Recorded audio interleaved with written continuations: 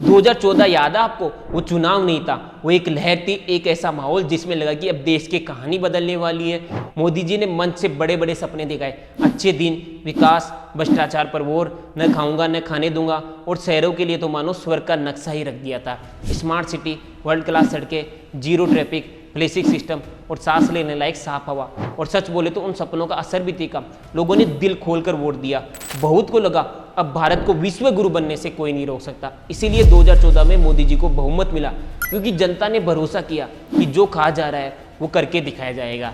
लेकिन आज जब 10 साल से ज़्यादा का समय निकल चुका है, तो एक सवाल हर गली, हर बस स्टॉप, हर ट्रैफिक सिग्नल पर अटक जाता है, उन सपनों का क्या हुआ? आखिर मोदी जी ने जो शहरों के सपने दिखाए थे वो जमीन पर कहाँ अटक गए, किसने अटकाए, और अब जवाबदेही किसकी बनती है? क्योंकि देश का भला तभी होगा जब सवाल उठेंगे और सरकार को काम करना पड़ेगा। सोचिए जरा, 10 साल पहले स्मार्ट सिटी शब्द सुनते ही हमारे दिमाग में क्या तस्वीर बनाई गई थी। चमचमाती सड़कें, शानदार पब्लिक ट्रांसपोर्ट, पानी निकासी का पक्का इंतजाम, साफ हवा, कम शोर, कामकाज इतना तेज कि हर किसी को रोजगार मिल जाएगा। पर आज कई शहरों में हकीकत उल्टी मिलती है। बारिश आते ही सड़कें डूबती है, घंटे भर का रास्ता 2 घंटे लेता है, हवा में ऐसा जहर घुलाए कि आंखें जल रही है, बच्चे खांस रहे हैं और नेता मौसम का मजा लेने के लिए कह रहे हैं। पर जैसे ही आप सरकार से स्मार्ट सिटी की बात करते हैं तो सरकार कागज़ दिखा देती है, क्योंकि कागजों में स्मार्ट सिटी की कहानी बहुत सुंदर लगती है। सरकार के अपने प्रेस रिलीज के मुताबिक स्मार्ट सिटीज मिशन में कुल 8,067 परियोजनाएं थी। कुल मूल्य 1.64 लाख करोड़ बताया गया। 9 मई 2025 तक 7,555 परियोजनाएं यानी 94% पूरी दिखाई गई, जिनकी लागत 1,51,361 करोड़ बताई गई। 512 परियोजनाएं जो 13,043 करोड़ की लागत से बन रही है, उन्हें एडवांस स्टेज पर बताया गया। अब आम नागरिक पूछेंगे, अगर 94% काम पूरा हो चुका है तो रोज की परेशानियां क्यों बढ़ रही है? शहर इतना कंजेस्टेड और पोल्यूटेड क्यों लगता है? इसके लिए आपको सरकार का नंबर गेम समझना होगा। संसद में लिखित जवाब के मुताबिक केंद्र सरकार का खुला आउटले 48,000 करोड़ है। 15 नवंबर 2024 तक केंद्र ने 47,225 करोड़ जारी किए, 44,626 करोड़ रुपए उपयोग होने का दावा किया, यानी पैसा खर्च हुआ है। मोदी सरकार मान भी रही है, उनके हिसाब से तो सारा काम पूरा हो चुका है, पर लोगों को रिजल्ट नहीं दिख रहा। ये कुछ ऐसा ही है, एग्जाम में बच्चे ने पूरी कॉपी भर दी लेकिन सारे ही जवाब गलत थे। ऐसे में बच्चा बोल रहा है कि पूरी कॉपी भरने की वजह से उसे पास मान लेना चाहिए। अब गवर्नेंस की बात की जाए तो स्मार्ट सिटी का मॉडल कई जगह एसपीवी के सहारे चला, यानी नगर निगम से अलग एक कोऑपरेट स्ट्रक्चर। कागज पर तो ये शानदार दिख रहा था, लेकिन जमीन पर कई जगह 2 पैरेलल सिस्टम बन गए। एक तरफ नगर निगम जिसके पास लिमिटेड स्टाफ, लिमिटेड बजट और heavy pressure on daily services, दूसरी तरफ एसपीवी जिसके पास प्रोजेक्ट, कंसल्टेंट, टेंडर और ब्रांडिंग।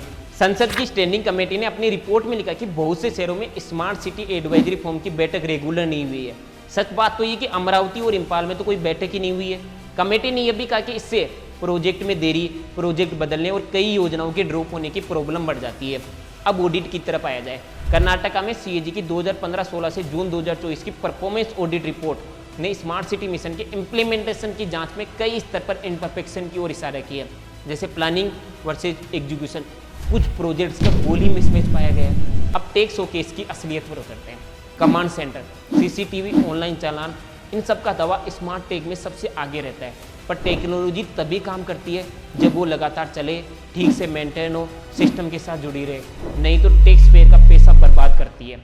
नागपुर का उदाहरण देखिए। रिपोर्ट के मुताबिक स्मार्ट सिटी के तहत लगभग 3686 सीसीटीवी में से 1668 कैमरे खराब थे, यानी करीब 45%।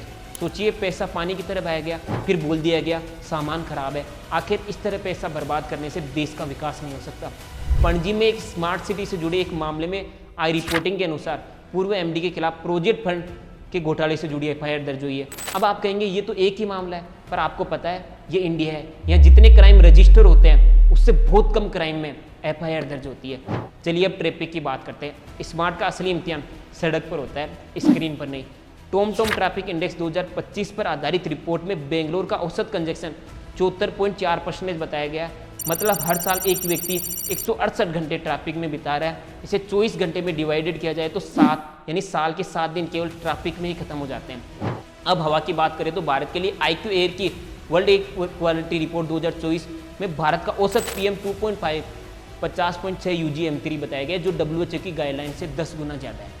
ये आंकड़ा किसी एक दिन का नहीं, पूरे साल का औसत है। यानी प्रॉब्लम मौसम एक बहाना नहीं हो सकती, ये स्ट्रक्चरल क्राइसिस है। स्मार्ट सिटी में अगर एयर क्वालिटी मॉनिटर लग भी जाए तो इससे हवा साफ नहीं हो सकती। साफ हवा के लिए dust control, strictness on construction site, कचरा जलाने पर रोक, इंडस्ट्री और वाहनों के एमिशन के नियमों का सख्ती से पालन, ये सब करना पड़ता है। पर इंडिया में ये कितना हो सकता है, ये आप मेरे से बेहतर जानते हो।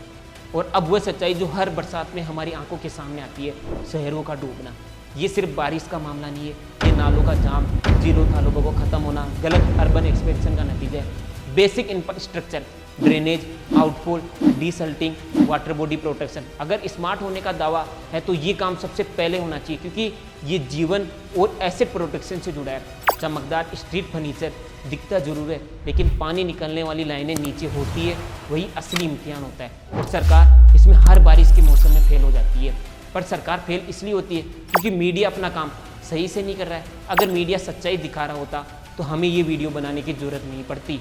अगर जवाबदेही तय करनी है तो सरकार को सबसे पहले स्मार्ट सिटी एसपीवी का प्रोजेक्ट वाइज खर्च, tender wise vendor, payment detail public portal पर डालनी चाहिए, जिससे ट्रांसपेरेंसी बनी रहे और लोग ये जान सके कि उनके टैक्स का पैसा सही जगह खर्च हो रहा है या नहीं हो रहा है। अगर आप भी भारत को विकसित देखना चाहते हैं तो इस वीडियो को ज़्यादा से ज़्यादा शेयर करें, ताकि लोग सरकार से ही सवाल पूछें और सरकार अपनी जवाबदेही तय करे। मिलते हैं अगले वीडियो में, तब तक के लिए धन्यवाद। जय हिंद, जय भारत।